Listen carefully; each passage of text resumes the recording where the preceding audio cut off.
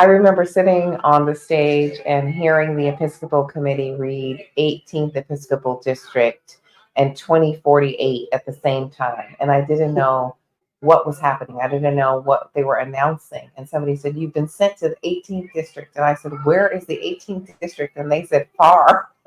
And so I later learned that the 18th Episcopal District was Lesotho, Botswana, Eswatini, and southern Mozambique.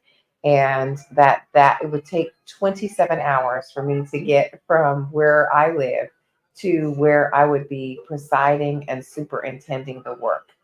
I ran on a campaign of walking, doing justice and loving mercy, and then later in the second campaign on Jesus, jobs, and justice. And so I knew, as the caregiver for my mother, and knowing that the supervisor is the caregiver for her aging father, that being up close and personal to do the kind of work that I was accustomed to doing as a chief pastor was going to be very difficult. And so the question was, how do I walk humbly, do justice, love mercy? How do I open doors for Jesus, jobs, and justice in the 18th Episcopal District from California?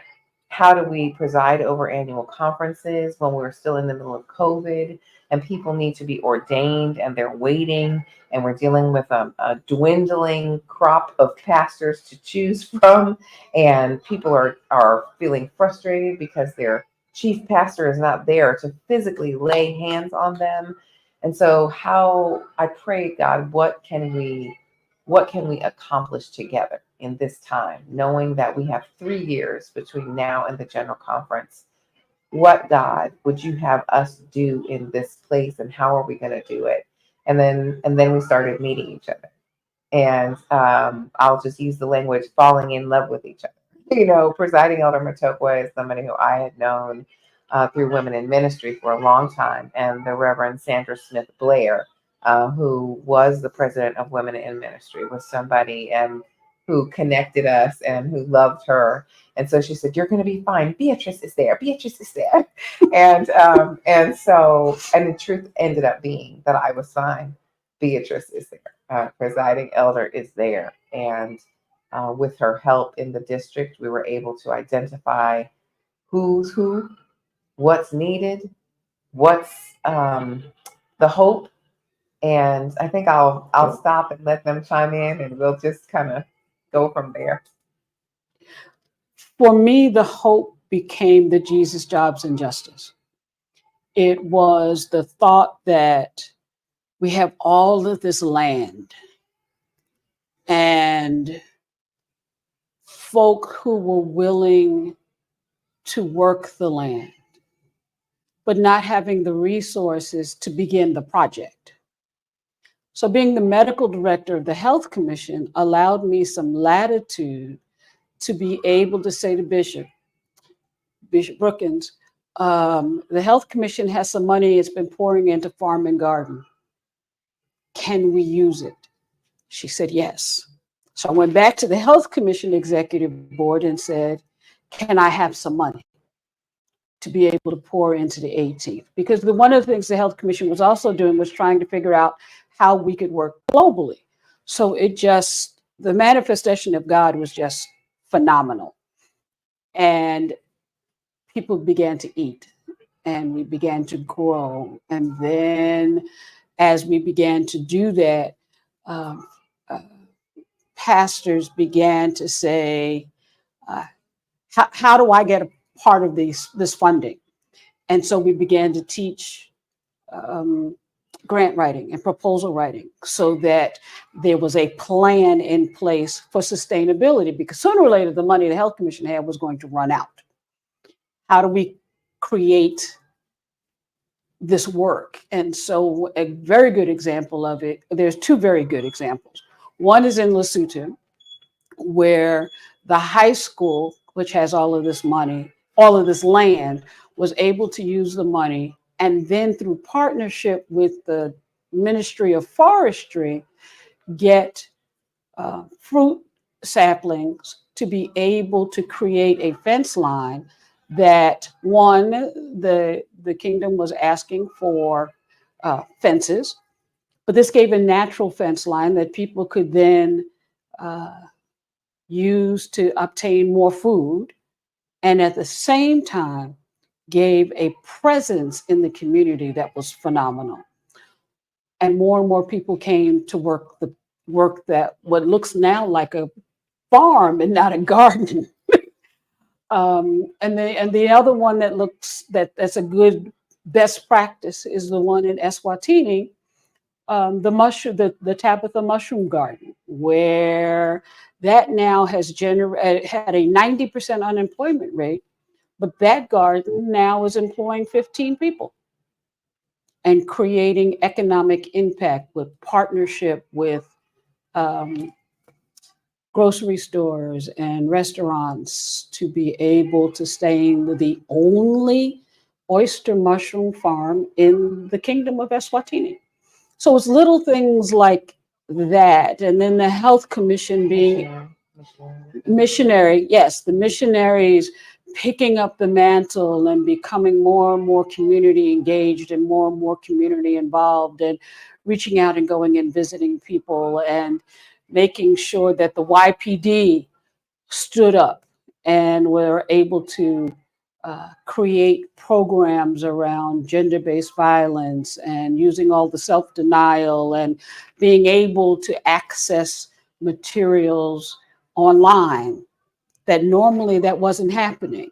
And COVID kind of helped us with that because it was this emphasis on how do we get information when we can't mail it anymore. Nobody's traveling, so they can't pick it up and say, I'm going to take it back when I go back, because there's nobody moving. And so that became extremely helpful in that regard. So as Bishop and Supervisor have indicated, when they arrived in the 18th district, the district was bleeding. It was bleeding emotionally, spiritually, and even physically. Bleeding because COVID had hit, people had lost jobs, a lot of things were going wrong. The district itself was just financially down. They came in and they started helping us work throughout the different sectors, healing of people, healing of the district itself, healing of structures, buildings.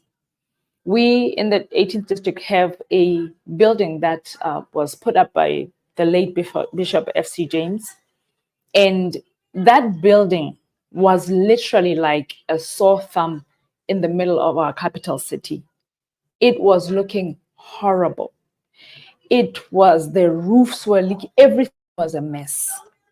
And they came in and they turned that building into the best thing that has happened in the center of Maseru. They didn't end there. As Supervisor has indicated, we have children who used to go to school and come back never having had a meal. But today we have children who are able to go to school, get food at school, and during the weekends are able to go to the school garden and pick some vegetables so that them and their parents, some kids are child-headed families, and they know that the school is a place, a haven of a source of eating that they can utilize. So they have brought in a sense of food security into the AME schools. As Supervisor has indicated, we have land, but we had never utilized it. We were just sitting on it. And now our eyes are opened. Yeah. We realize that we have gold. We have diamond in our hands, and we were not utilizing it to help us. It's going to be able to help the churches. It's going to be able to help the schools that are in the district.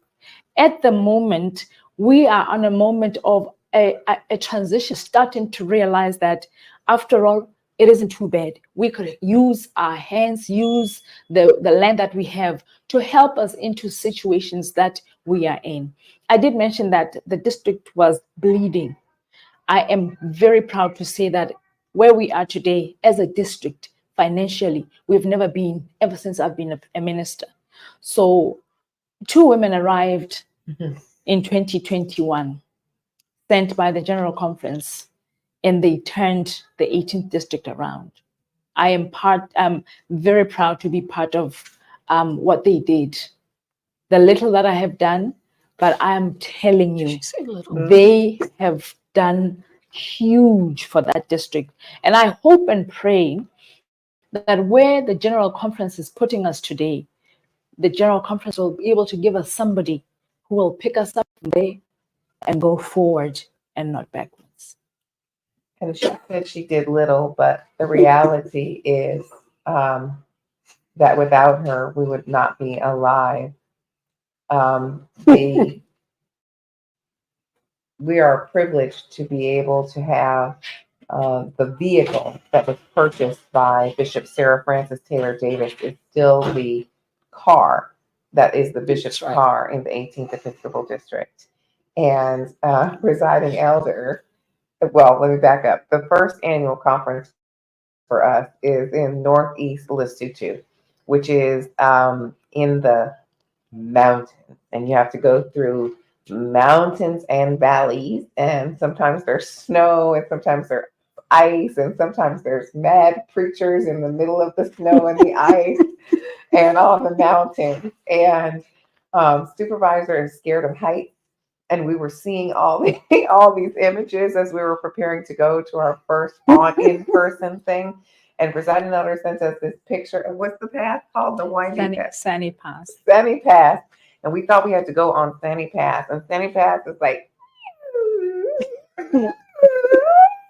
so supervisor was trying to figure out what medication she could medicate herself with so we could do it. And presiding elder drove us safely through. And we did not have to go on Sunny Path. She showed us Sunny Path, and God loves us, and God bless the person who is going next to go on that path, and maybe we'll go next time. But listen, we didn't have to do it, and we were glad. She kept us safe. And honestly, if it had not been for her, That's right. None of this could have been done, because literally, I live in California, and I had to conduct the business, and supervisor lives in Philadelphia, and we had to conduct most of the work that we did as Episcopal leaders from all the way across. And it was because of her,